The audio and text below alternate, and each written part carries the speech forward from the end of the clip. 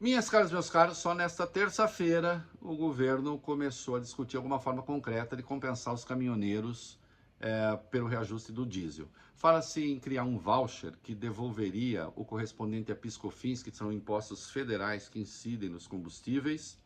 Me parece uma engenhoca meio complicada. Ou então criar um acolchoado com sobras de royalties de petróleo. E então, com este fundo, se faria a compensação. Como vocês sabem, eu mesmo defendi aqui algo parecido, que eu brinquei chamando de Bolsa Caminhoneiro ou Bolsa Diesel, à esteira de uma consideração do ex-ministro Luiz Carlos Mendonça de Barros. Porque notem, eu sempre achei que o problema existia. 3 reajustes do diesel em menos de 2 meses, 27%, um pouco mais, é claro que a categoria ia protestar. E é claro que o problema é real, né? Não pode ser dessa maneira.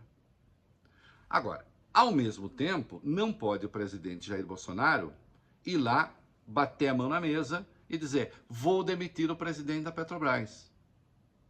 Porque o problema não é a Petrobras que vai resolver. O problema é de política econômica. Na questão, digamos, macro, e é de operação, de criar um mecanismo de compensação. Isso não é responsabilidade da direção da petroleira. Isso é responsabilidade do governo. Então, por exemplo, esse fundo já deveria ter sido criado. E por que não foi?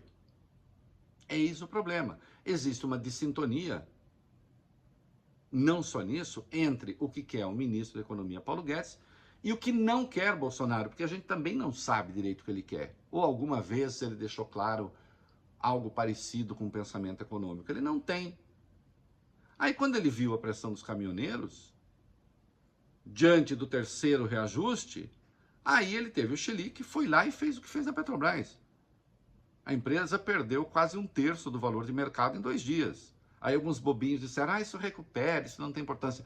Tem importância sim. Sim, ontem as ações subiram. 24 bilhões se recuperou em valor de mercado. Mas quem disse que isso era necessário?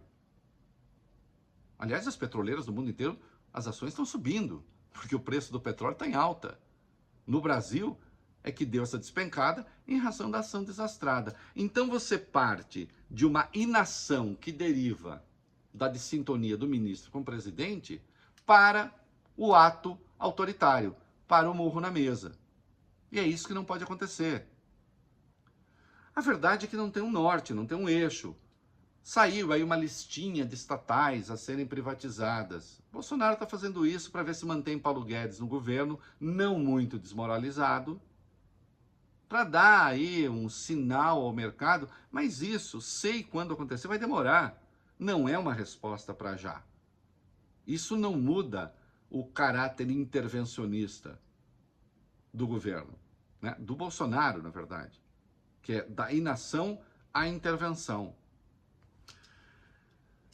Essa falta de entendimento entre eles tem outros desdobramentos. Então nós vamos ver, a PEC emergencial chega ao Congresso, por exemplo, acabando com a vinculação do orçamento de saúde e educação, que tem um mínimo constitucional para União, Estados e municípios.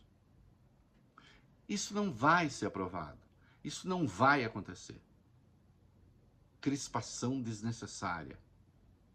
E de resto, o auxílio vai começar a ser pago antes da aprovação de qualquer PEC. Vai ser com dívida mesmo inicialmente. É preciso que este governo passe a falar claro com os agentes econômicos, com os mercados.